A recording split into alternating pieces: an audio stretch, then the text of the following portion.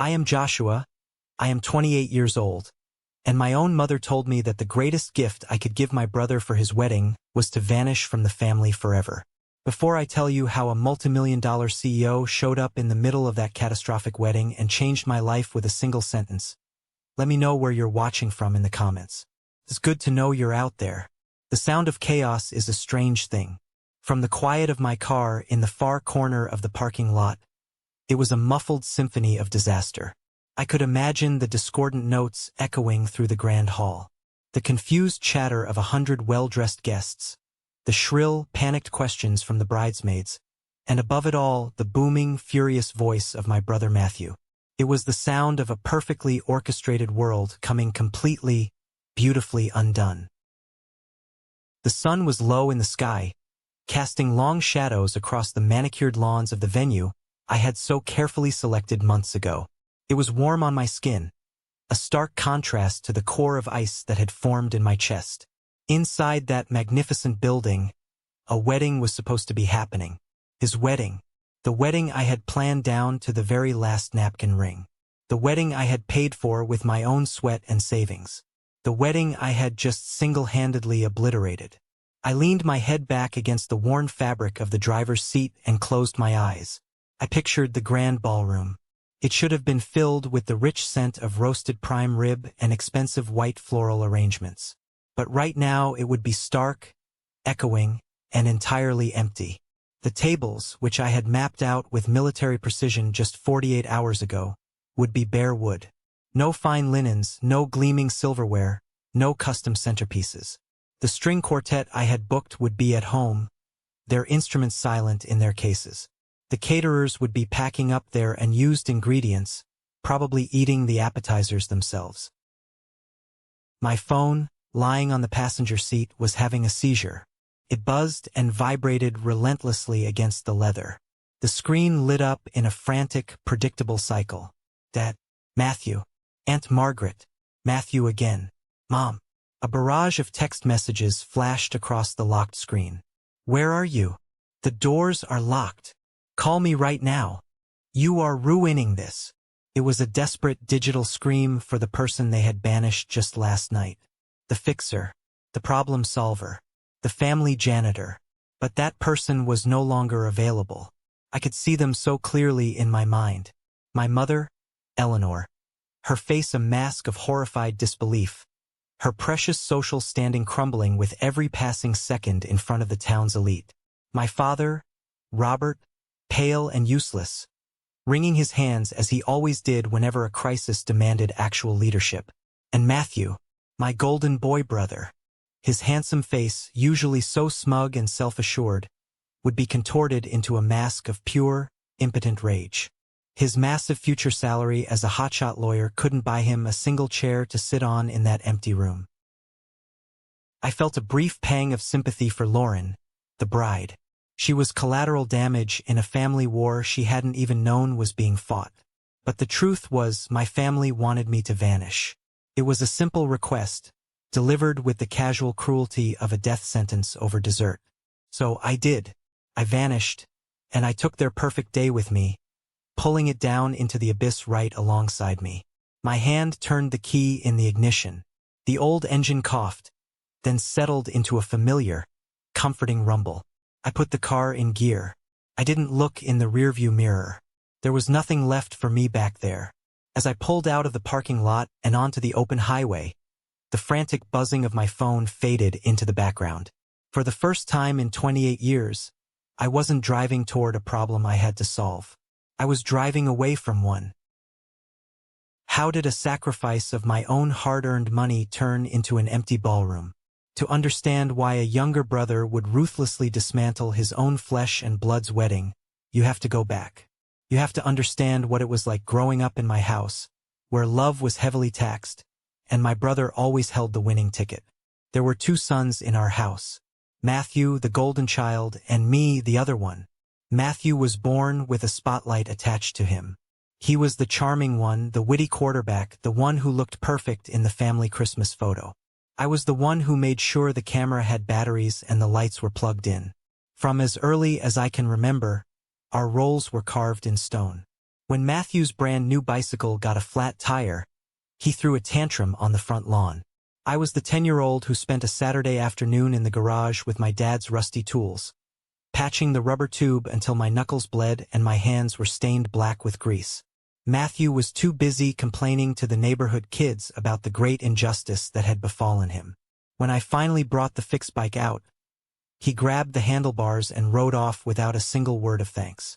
My father just clapped me on the back and smiled. "Good job, Joshua.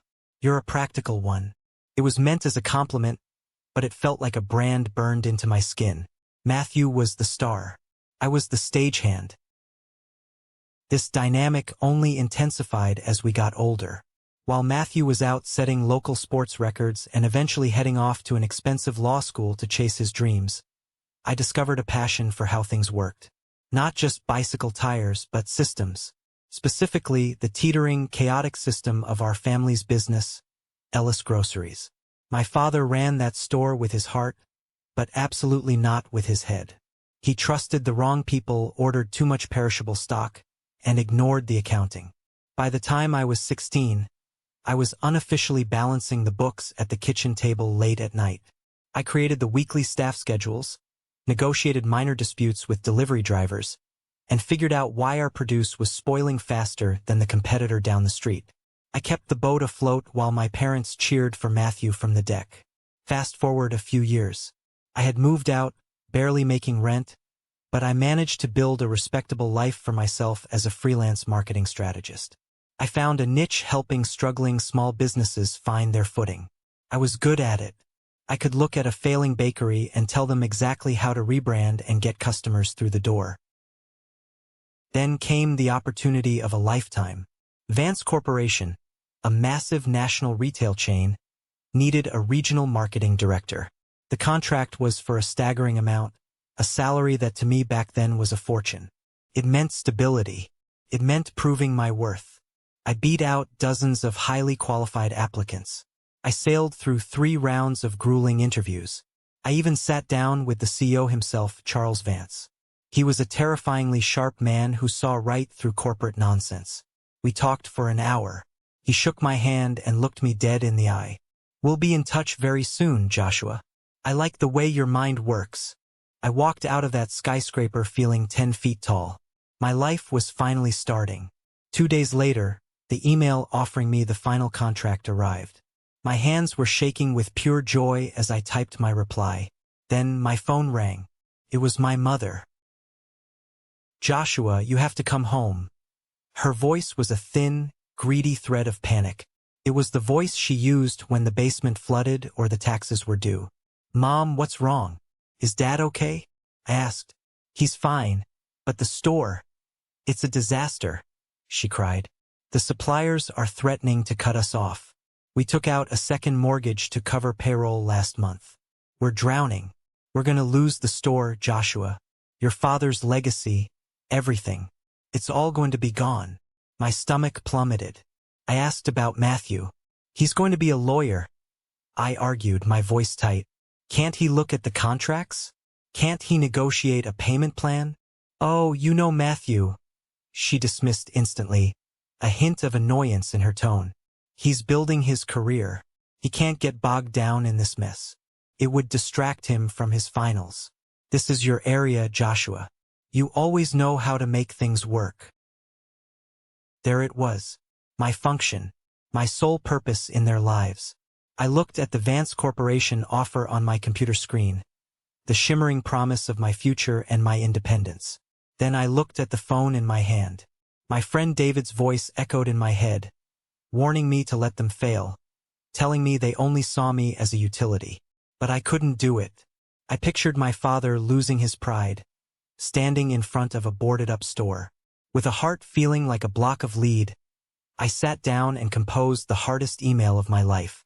I withdrew my name from consideration due to a severe family emergency.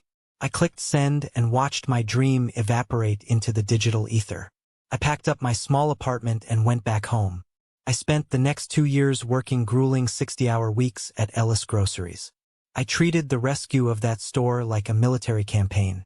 I slept on a cot in the back office. I met with suppliers like Mr. Henderson, a notoriously tough old bird who supplied our fresh produce. I didn't beg him for more time. I laid out a clear, aggressive business plan back to solvency. I showed him projected margins and a revamped marketing strategy. He looked at my papers, looked at me, grunted, and said, "Your old man should have handed you the reins 10 years ago. You've got a deal, son. But I'm trusting you, not him."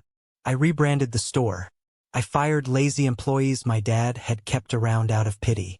I ran local ad campaigns. Within 18 months, we paid off all supplier debts. By the end of the second year, the store was more profitable than it had ever been. We were in the black. I had done it. I saved my family from financial ruin. Surely, I thought, surely now they would see me. They would respect me. The night of my supposed triumph was a celebratory family dinner. My father bought a prime roast. He stood up at the head of the table, raised a glass of expensive wine, and smiled a wide, proud grin. My heart hammered in my chest. This was it, the moment of recognition. As you all know, the last couple of years have been incredibly hard. My father announced, his voice thick with emotion. But the store is thriving again, and it's time to secure its future. That's why Eleanor and I have decided to officially hand over the management and ownership of Ellis Groceries to Matthew. The air rushed from my lungs. The wine glass in my hand felt suddenly heavy. I stared at him, sure I had misheard. I looked around. My mother was beaming with pride. Aunt Margaret was clapping her hands softly. And Matthew, who had barely set foot in the store in 2 years, looked like a king accepting his rightful crown. "What?" I croaked out. "It's the logical choice, Joshua," my mother said gently, like she was explaining basic math to a slow toddler. "Matthew has the education, the legal background. He sees the big picture. Running a business is about more than just stocking shelves and arguing with farmers." The insult was so profound it left me speechless. Matthew leaned forward, a condescending smirk playing on his lips. He reached over and patted my hand. "You did a good job, Josh. Really. You held down the fort, but it's time for a real professional to take over. Don't worry," he added, as if granting me a massive favor. "You can keep handling the day-to-day operations. You're great at the grunt work." I looked at my father, pleading silently. He just shrugged, looking away. "It's for the best, son. Matthew will elevate the family name." They hadn't just given him the credit. They had completely erased my contribution. I wasn't the architect of our success. I was just the hired help who kept the lights on until the real boss arrived. I thought losing the Vance job was my biggest sacrifice. I was wrong. The real exploitation hadn't even started yet. I think back to that moment, realizing that a funeral for my hopes of having a loving family would have been more appropriate than a celebration dinner. Another year slipped by in a haze of quiet, suffocating resentment. I ran the store, making Matthew look like a business genius while he collected the massive salary and took all the credit in his reports to our parents. Then came the announcement that sent a ripple of excitement through the family. Matthew was engaged. His fiancée, Lauren Vance, was a genuinely sweet, elegant woman from a prominent, wealthy family. Yes, that Vance family. Her father was Charles Vance, the CEO I had walked away from years ago. The irony was thick enough to choke on. Lauren was kind, but she was completely blind to Matthew's arrogant nature. She thought he was a hard-working entrepreneur. Of course, the wedding had to be the social event of the season. My parents saw it as their ultimate victory lap. And in a move of stunning, almost comical predictability, they turned to me to do the heavy lifting. "Joshua, darling," my mother cornered me in the dairy aisle one Tuesday morning. "You simply must plan the wedding. Matthew is far too busy with the firm and the store. You're the only one with the head for details and budgets. It would be such a tremendous help." A sane person would have laughed in her face and walked out. A sane person would have told her to hire a professional planner. But a small, stubborn, hopelessly desperate part of me saw this as a final chance. This wasn't a business. This was a family milestone. If I could execute this flawlessly, if I gave them the perfect day, maybe they would finally acknowledge me. I said yes.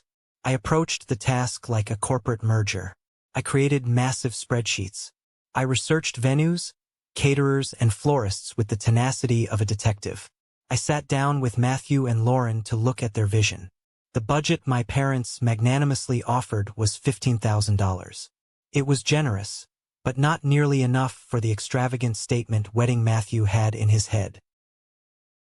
The initial quotes were coming in closer to $30,000. When I presented this reality to them, Matthew scoffed loudly. "Well, figure it out, Josh," he demanded, rolling his eyes. "Cut corners somewhere. You're the numbers guy." In a moment of utter self-destructive insanity, I made a fatal error. "I'll cover the difference," I heard myself say. "I have some savings. I'll put in $10,000. Consider it my wedding gift." Matthew's face lit up. He clapped my shoulder hard. "See? I knew you'd handle it, little brother. You always do." That $10,000 was my escape fund. It was the college fund I had repurposed to eventually move out of state and rebuild my life. And I was lighting it on fire for the brother who stole my career. I worked miracles. I found a breathtaking historic manor that had a last-minute cancellation. I negotiated a brilliant package deal with a caterer. I found a fantastic local band. I had it all locked down. A champagne wedding on a beer budget. When I presented the final plan, everyone was thrilled. For a brief 4 days there was peace. Then came Aunt Margaret. She came over for Sunday dinner, listened to my meticulous plans, and pursed her lips in that familiar, judgmental way. "A local band?" she said, her voice dripping with condescension as she sipped her wine. "Oh, Eleanor, no. That's a bit quaint. For a man of Matthew's professional standing, marrying into the Vance family, you need something more sophisticated. A string quartet. So much more class." I saw the flicker of greed in Matthew's eyes. "A string quartet does sound pretty amazing," he mused. "The band is already booked and the deposit is paid," I said, keeping my voice level, though my jaw tightened. "A string quartet of that caliber would cost at least $5,000. It's not in the budget." "Oh, Joshua, don't be such a stick in the mud," my mother chided instantly, waving her hand. "This is his wedding day. A little extra elegance is worth it. Just make it work." "Make It Work" became the soundtrack to my personal hell. After the string quartet came the flowers. Matthew suddenly decided the beautiful locally sourced arrangements were common and demanded white orchids flown in from Hawaii. "It's about prestige, Josh," he said, talking down to me like I was an idiot. "It's a look. It's also $3,000 for flowers that will be dead in a day," I countered, rubbing my temples. My father grumbled from behind his newspaper. "Don't ruin your brother's vision with your penny pinching. Just make it work." The demands snowballed into an avalanche of entitlement. He wanted a custom ice sculpture of their initials. He wanted a celebrity DJ to take over after the quartet. And then, the final kicker, he demanded we rent a vintage Rolls-Royce to deliver them to the reception. Every time I pointed out the lack of funds, I hit a wall of brutal indignation. "Why are you making this so difficult?" my mother would sigh, shaking her head.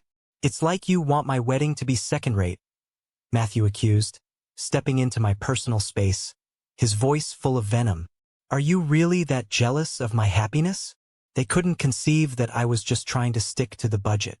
In their minds, my fiscal responsibility was a manifestation of deep-seated jealousy. The $10,000 from my savings was entirely gone, vaporized on non-refundable deposits for things we didn't need. Now they expected me to fund this expanding fantasy out of my own pocket. I was exhausted. I was working 60 hours a week at the store and spending every spare second fighting with Matthew. The dream of a simple thank you was dead. My only goal was survival. I had tried to patch the cracks in their perfect facade, completely unaware that I was digging the grave for whatever was left of our family.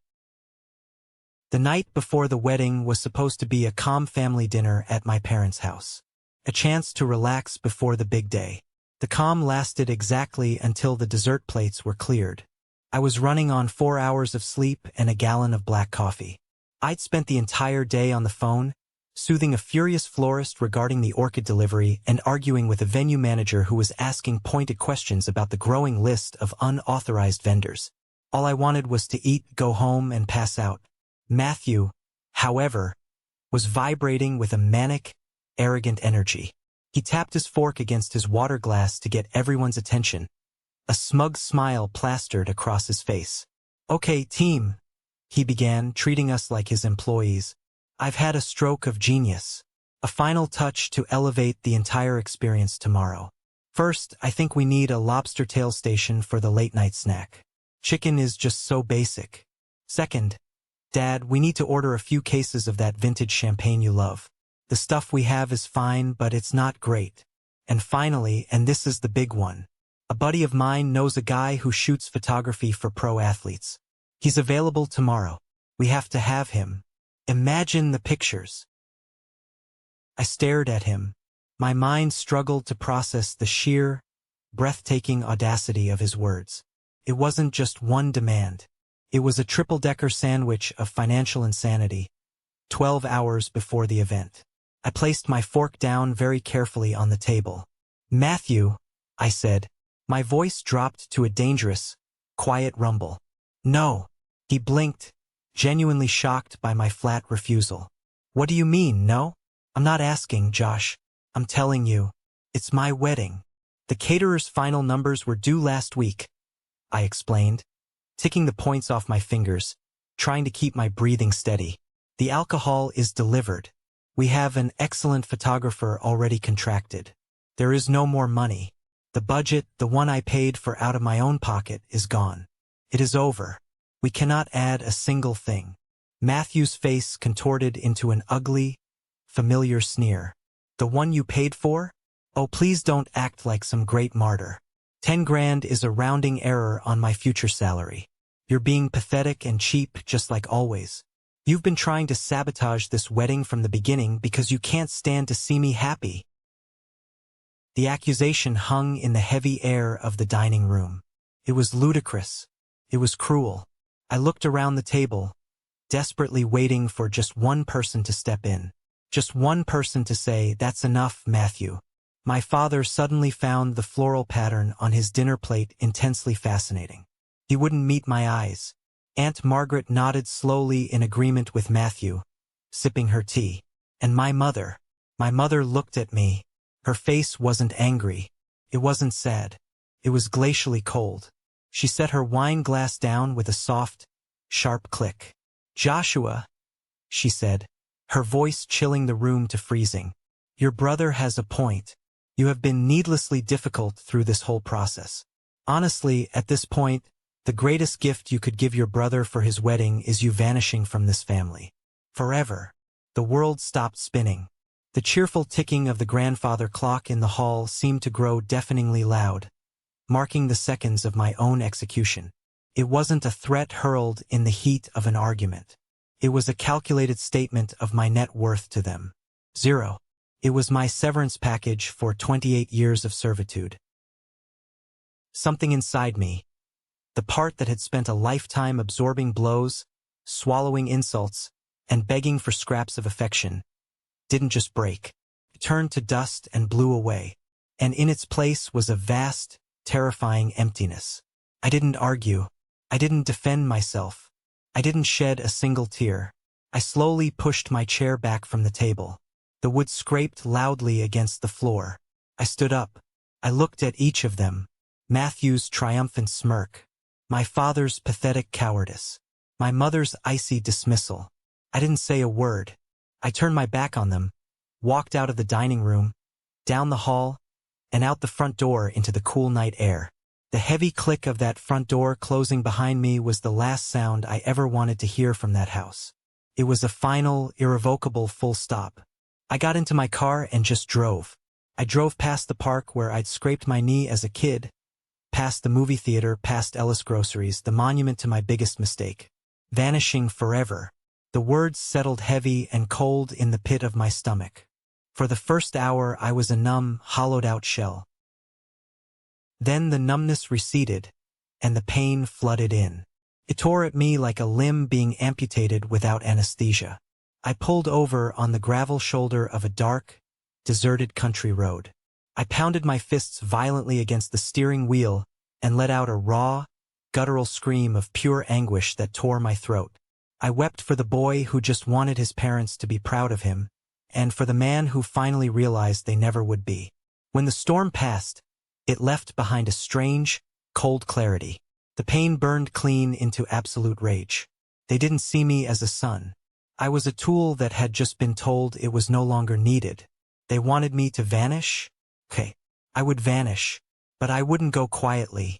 If a tool is removed from a machine, the machine stops working. I built their perfect wedding. What would happen if I just took myself away? A slow, humorless smile touched my lips. I would give them exactly what they asked for. An absence so profound it would swallow their perfect day whole. I grabbed my phone and called my best friend, David. He picked up on the first ring.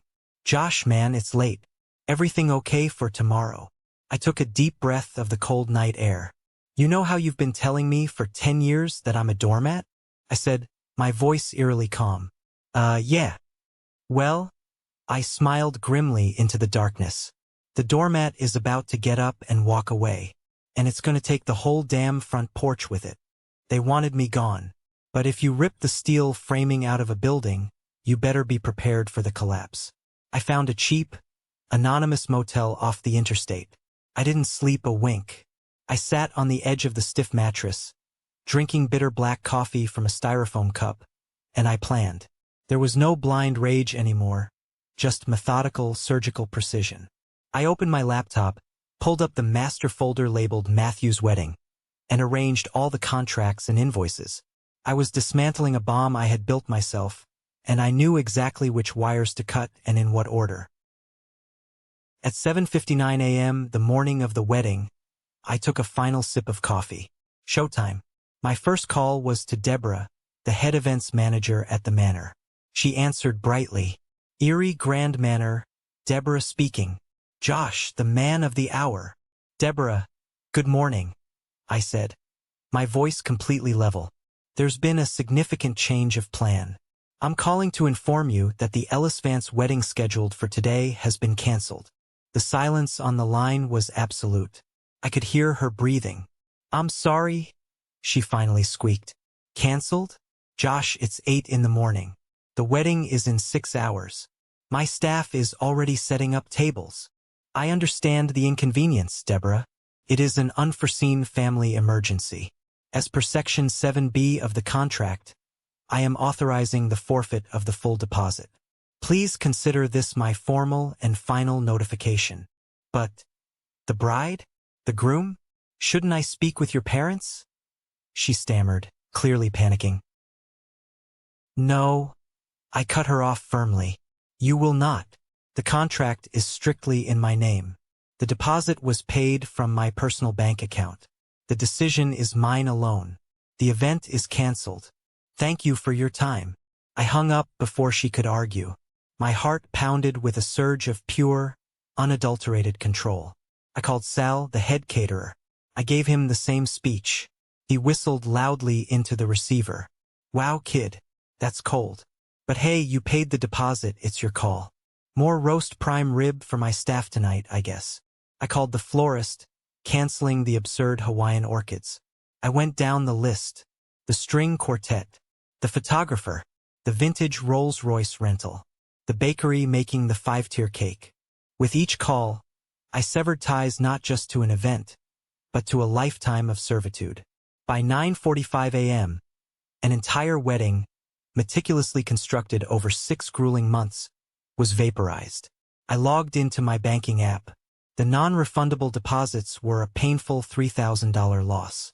But the final balances due upon delivery that day, nearly $7,000 of my hard-earned money, were safe. I grabbed a cheap burner phone I'd bought at a gas station, sent one text to my own regular number, wish granted. Then I snapped the burner in half, threw it in the trash, packed my bag, and drove south. The explosion at Ground Zero happened at precisely 11:02 a.m. My mother, Eleanor, swept into the grand ballroom of the manor, fully dressed in her extravagant mother of the groom gown, expecting a flurry of caterers and florists bowing to her. She was met with a hollow, echoing cavern. Tables stacked against the wall, chairs piled high, the floor completely bare. Not a single orchid in sight. She marched into Deborah's office, her heels clicking furiously on the hardwood. "Deborah, what on earth is going on? Where is everyone?" Deborah looked up from her desk, her eyes wide with a mix of pity and fear.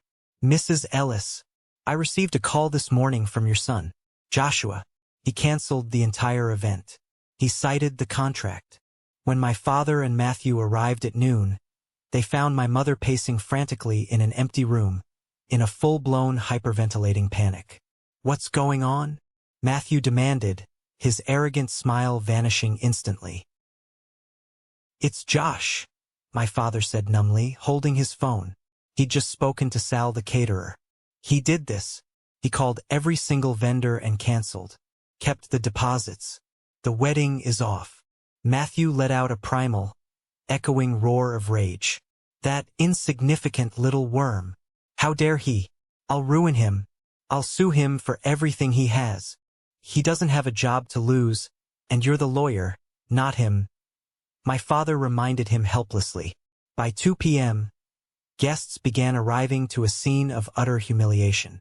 Instead of classical music and champagne, the town's elite were met with Matthew screaming red-faced at venue staff, my mother weeping dramatically in a corner, and the bride, Lauren, standing by a window like a statue of frozen horror, her perfect makeup ruined by silent tears. Matthew tried to bully Deborah into ordering pizzas and setting up chairs. Deborah, her patience exhausted, snapped back. "Sir, the contract was with your brother. He canceled it. You have no event booked here. Frankly, you and your guests are trespassing. Leave." Into this vortex of spectacular social disaster glided a sleek, black limousine. The chauffeur opened the door. Charles Vance stepped out, impeccably tailored, radiating power. The multi-million-dollar CEO took in the bewildering scene in a single sweeping glance. "Lauren," Charles Vance's voice cut through the noise like a shard of ice. "Explain to me what in the hell is going on." Lauren collapsed into his arms, sobbing uncontrollably. Matthew, seeing a powerful ally, immediately rushed over, shifting into his victim persona. "Mr. Vance, thank God you're here. This is my brother's doing. He's deeply unstable, sir. Consumed by jealousy. He did this to sabotage me and embarrass our family." My father chimed in. "It's true, Charles. The boy has always been difficult. We'll handle him." Charles Vance held his daughter gently, his unblinking gaze fixed on my parents. He let the silence stretch. "What was the fight about?" he asked softly. Lauren took a shaky breath. "It was about money. Matthew wanted more expensive things. Josh said he couldn't afford it, that he'd already spent $10,000 of his own money. Then, his mother told him the greatest gift he could give Matthew was to vanish from the family forever." The ugly words sucked the air out of the room. Charles Vance's expression hardened into pure disgust. He looked at Matthew, then at my parents. A look of dawning recognition crossed his face. "Joshua," he said slowly, testing the name. "Joshua Ellis. I know that name." He turned his full, terrifying attention to my father. "Robert, do you have any idea who your other son really is?" My father looked bewildered. He helps out at our grocery store." Charles let out a sharp bark of contemptuous laughter. "No. Your son Joshua is the marketing prodigy who nearly landed a major regional contract with my company years ago. I interviewed him myself. He withdrew at the last minute because of a family emergency. I see now what that emergency was. He came home to save your asses." He stepped forward, his voice dropping to a dangerous rumble. "You had a racehorse in your stable, and you treated it like a plow mule. You were so blinded by the cheap shine of this one," he gestured dismissively at Matthew, "that you couldn't see the pure gold standing right next to you." Charles Vance delivered the final execution. "I am going to find your son, and when I do, I'm going to offer him a senior role in my company with a salary that will make his brother look like a joke. I'll give him the career and respect you were too ignorant to provide.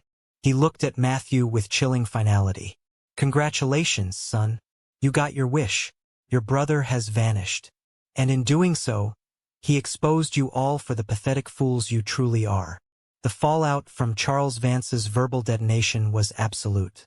He didn't wait for apologies or excuses. He wrapped a protective arm around Lauren and guided her toward the exit. As they passed a bare wooden table, Lauren paused. With a quiet, deliberate movement, she twisted the massive diamond engagement ring off her finger and left it on the polished wood. It glittered under the chandeliers, a lonely monument to a divorce that happened before the marriage even began. The departure of the Vances pulled the plug on the entire charade. The remaining guests, armed with the juiciest gossip of the decade, fled the manor as if escaping a burning building. Left alone in the echoing hall, my mother collapsed into a chair, sobbing loudly. My father looked shrunken, the color of ash. Matthew, entirely humiliated, shrieked, kicked a decorative urn to pieces, and swore he would destroy me. Later that night, fueled by whiskey and delusion, Matthew made his final, fatal mistake.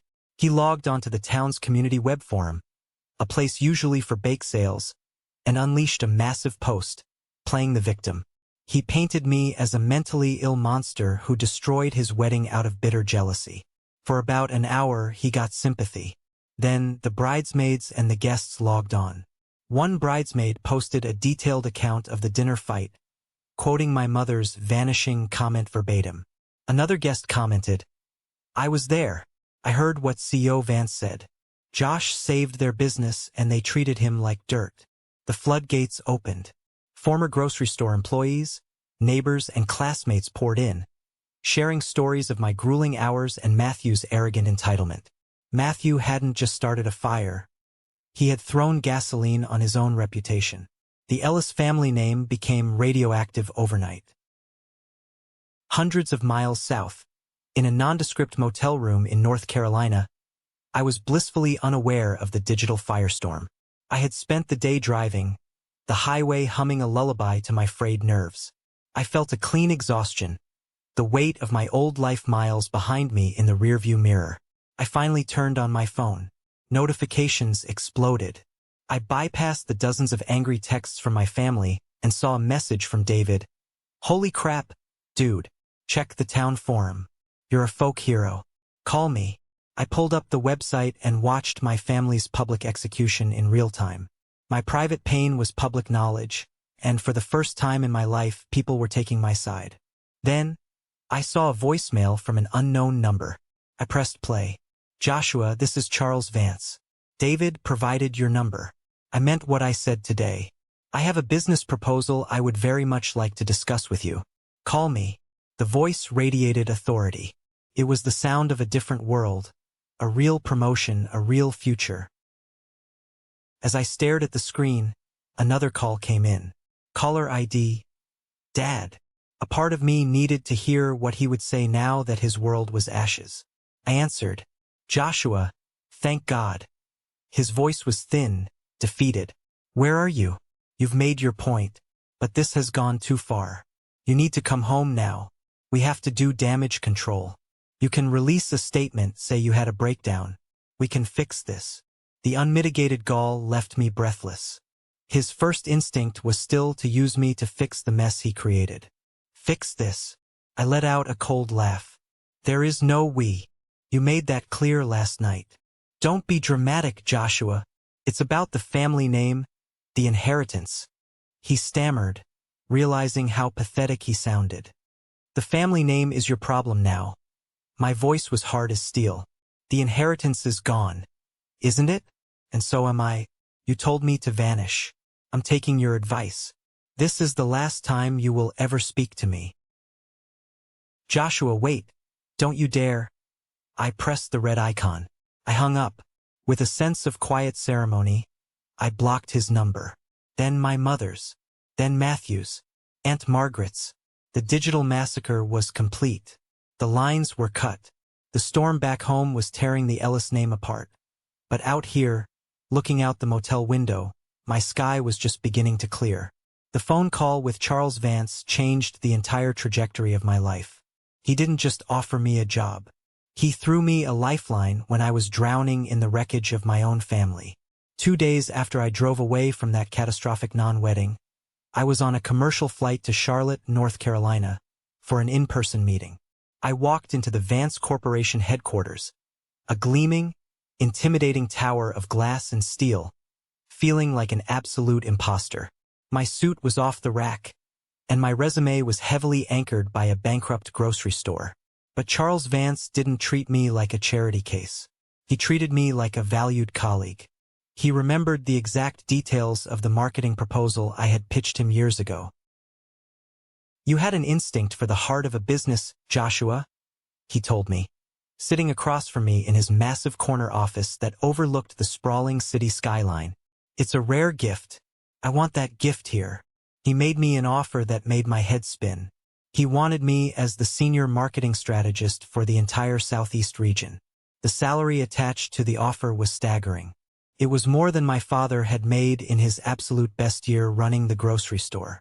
It came with full corporate benefits, a generous relocation package, and most importantly, a chance to start completely over. I accepted on the spot. Asheville, where the regional office was located, became my new home. It was a city alive with a creative, vibrant energy that felt a million miles away from the stagnant, judgmental fishbowl of my hometown in Erie. The mountains that surrounded the city became my sanctuary. For the first time in my entire life, I felt like I could actually breathe the air without apologizing for taking up space.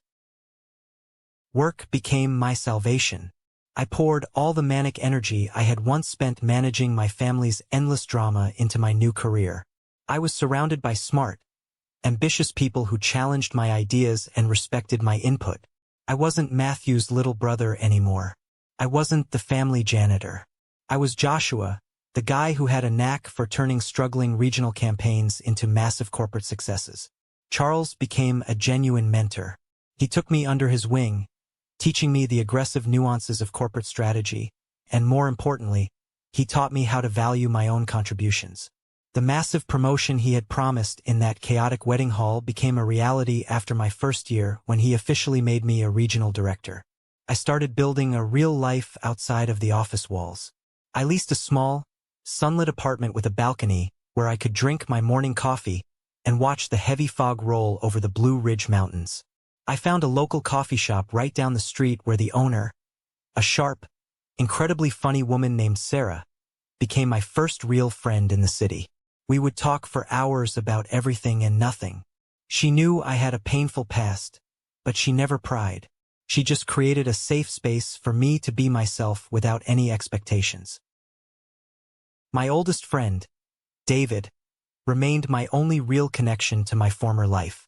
We talked on the phone every few weeks, and he would give me periodic updates on the blast radius I had left behind. The news from Erie was a relentless, depressing drumbeat of decline. Ellis Groceries had officially gone into Chapter 11 bankruptcy within 6 months of my departure. The public humiliation from the wedding disaster, combined with the explosive town forum thread, had been the final nail in the coffin. No one in town wanted to shop at a store run by people who treated their own blood like garbage. My parents lost absolutely everything. The family business, my father's precious legacy, was liquidated. They had to sell their big, beautiful house, the one my mother had been so fiercely proud of, just to settle their mounting debts. They moved into a cramped, depressing apartment complex on the bad side of town. Matthew's life had imploded even more spectacularly. Lauren's quiet divorce from our family before the wedding even started was just the beginning. After she broke the engagement and walked away, Matthew's prestigious law firm, deeply embarrassed by the viral local scandal and his unhinged online behavior, had quietly let him go. He was a lawyer without a practice. No other reputable firm in the tri-state area would touch him. If Matthew and Lauren had actually married, I can only imagine the bitter divorce and brutal custody battles over their assets, given his entitlement. But he didn't even get that far. The last David had heard, Matthew was working the cash register at a local hardware store. He was a bitter, angry shell of the golden boy he had once been. Hearing this news didn't bring me the wicked satisfaction I thought it might. There was no joy in their misery. There was just a profound, hollow sadness for the sheer waste of it all. They had destroyed their own lives and nearly destroyed mine in their blind worship of a false idol. But my sadness was distant now. It felt like watching a tragic movie about people I used to know a long time ago. My life was here in Asheville in the clean mountain air. I was building something new, something that was entirely my own, rising directly from the ashes of the life they had burned to the ground. Just as I began to feel truly settled, truly free, a piece of the past found its way to my new address. It was a thick, cream-colored envelope forwarded by David. I recognized my mother's familiar, elegant handwriting instantly. My hands actually trembled as I held it. A part of me wanted to throw it directly into the trash can, unopened. But the ghosts of childhood guilt and deeply ingrained obligation are incredibly hard to exorcise completely. I slid my thumb under the flap and opened it. The letter was a masterpiece of emotional manipulation. It began with a flowery, tear-stained apology for the unfortunate words spoken that night, claiming she was just stressed about the wedding. Then it quickly pivoted to her current state. She wrote that she was terribly ill. A mysterious ailment, she called it, that the local doctors couldn't seem to diagnose. She claimed she was weak. She was fading. She spent most of her days confined to her bed. My father was totally lost, struggling to cope with her decline. Matthew was a broken man consumed by severe clinical depression. Then came the hook, her final wish. She hinted heavily at her own impending funeral. She wrote that the only thing that could bring her peace in her final days on earth was to see me, to look into my eyes and tell me how sorry she was, to heal the massive rift in our shattered family before it was entirely too late. It was perfectly crafted to prey on my oldest, deepest insecurities. My lifelong, conditioned role as the family caretaker. It sent a sharp spear of guilt straight into my chest. What if it was true? What if she was really dying in that cramped apartment? Could I live with myself if I let my own mother die alone, believing her youngest son hated her? The 10 grand I lost was supposed to be my college fund replacement. Sure, but this was a human life.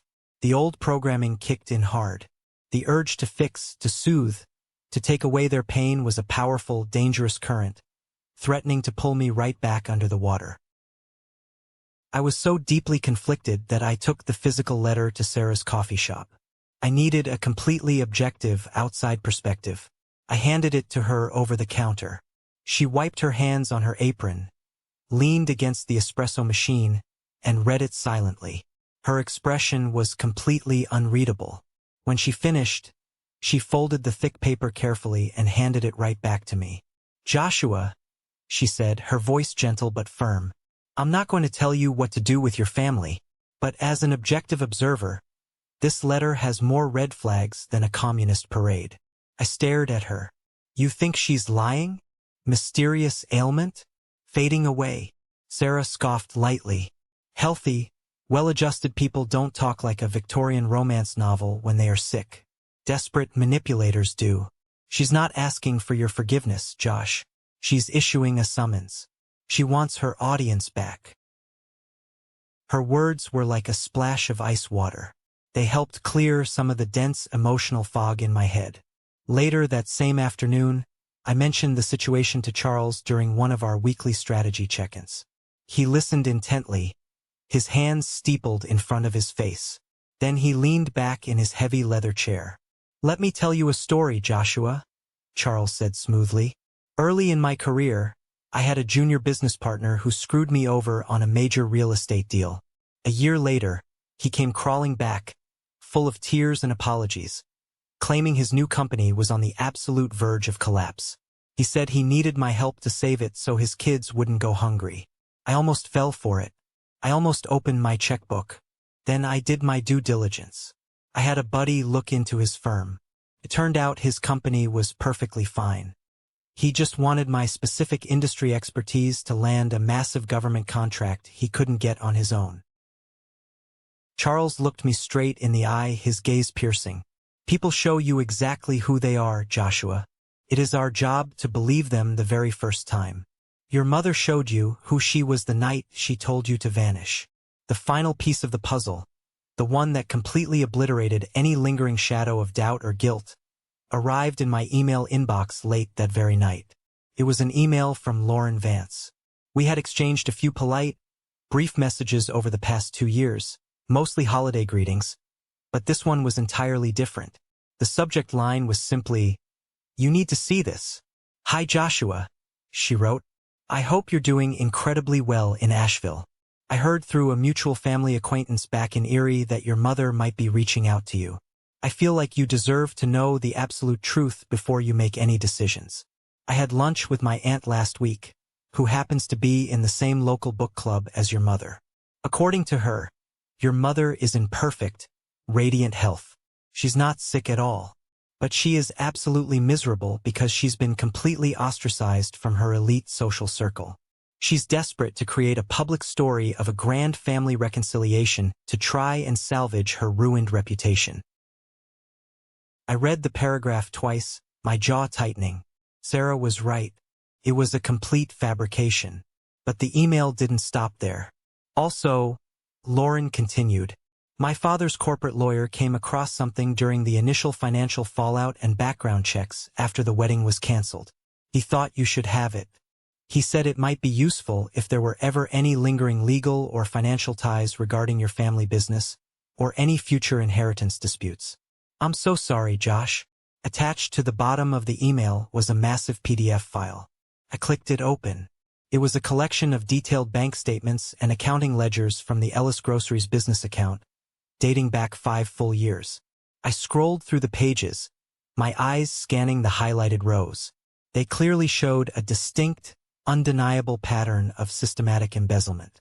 Dozens of large, round-number cash withdrawals, unauthorized wire transfers to private accounts, and massive credit card payoffs. All of them signed and authorized by Matthew Ellis.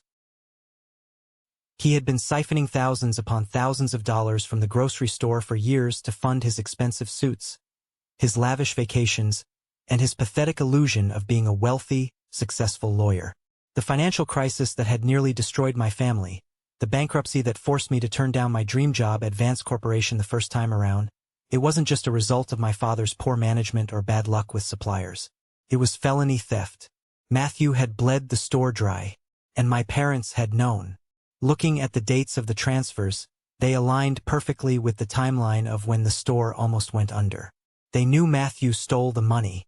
They covered for him to protect his precious legal career.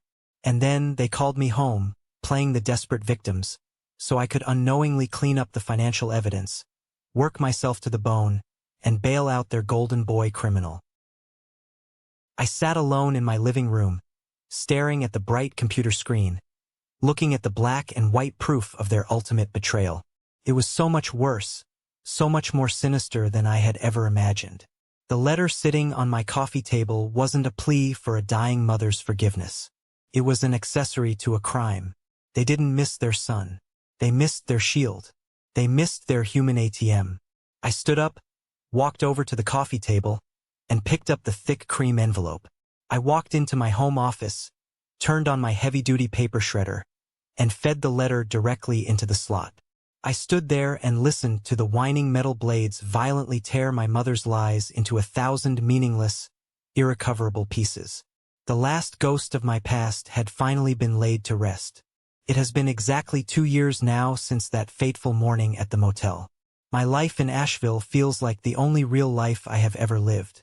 The desperate, exhausted man who drove away from Erie in a blinding haze of pain and rage feels like a fictional character in a tragic book I read a very long time ago. I am truly happy.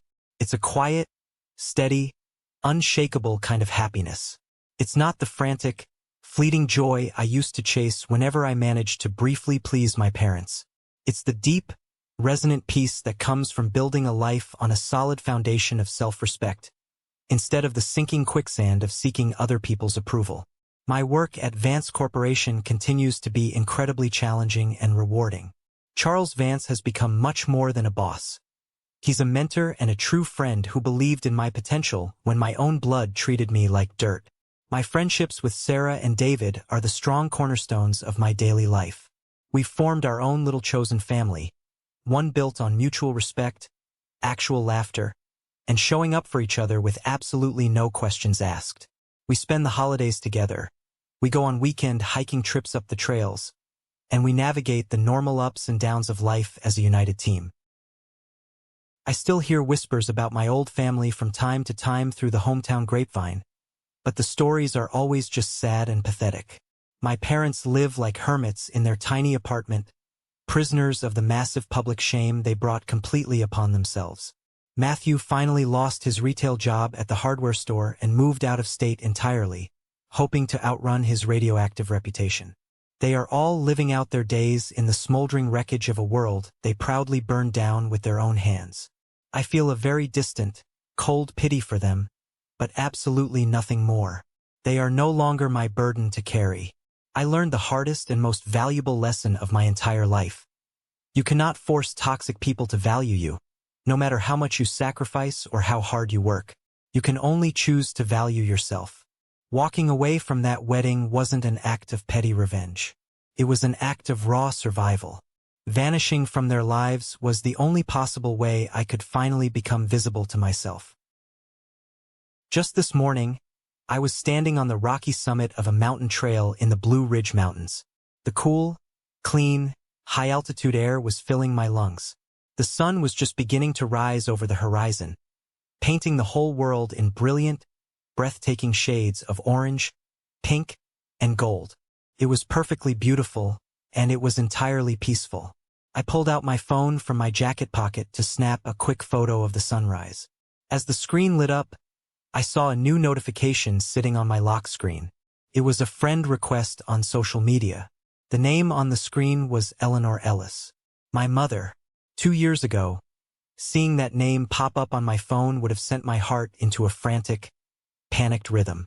It would have immediately opened the heavy floodgates of childhood guilt, lingering anger, and endless emotional turmoil. But this morning, standing on top of the world, bathed in the morning light, I just looked at the screen. I felt absolutely nothing. No anger, no sadness, no guilt. I saw the notification for exactly what it was. It was just a ghost knocking on a door that was no longer there. It was a final, desperate, pathetic attempt to pull me back into a miserable story that had already ended a long time ago. With a calm, perfectly steady finger, I pressed the decline button. Then, I went to her profile and hit block. I slipped my phone back into my pocket, took a deep, refreshing breath of the crisp mountain air, and watched the rest of the sunrise. The sky was vast, bright, and open, and for the very first time in my life, the horizon was all mine. That brings us to the end of my journey, and I want to sincerely thank you for staying with me through all of it. Looking back at everything that happened, the biggest lesson I learned is about the reality of toxic environments and the sunk cost fallacy of family. Society conditions us to believe that blood is thicker than water, that we owe our families our endless loyalty, even when they treat us like a disposable resource. We drain our bank accounts, our emotional reserves, and our very sanity trying to fix people who do not want to be fixed, only to realize we are destroying ourselves in the process. The truth is, setting an absolute boundary is not an act of cruelty. It is an act of self-preservation. You cannot heal in the exact same environment that made you sick. Sometimes the most loving thing you can do for yourself is to pack your bags, walk out the door, and let the people who take you for granted face the consequences of their own actions. You are not required to set yourself on fire just to keep other people warm. Have you ever been in a situation where you had to make a brutally difficult choice to cut ties with someone in order to protect your own peace and mental health? How did you find the courage to finally walk away? I would be incredibly honored to read your story and your perspective in the comments down below. Let's support each other. Or, if this story simply resonated with you and you agree with the lesson here, just leave the word "good" in the comments so I know this message reached you. Please don't forget to like this video and subscribe to the channel so you don't miss the next story. Your support truly means the absolute world to me. Stay strong, protect your peace, and I will see you in the next one.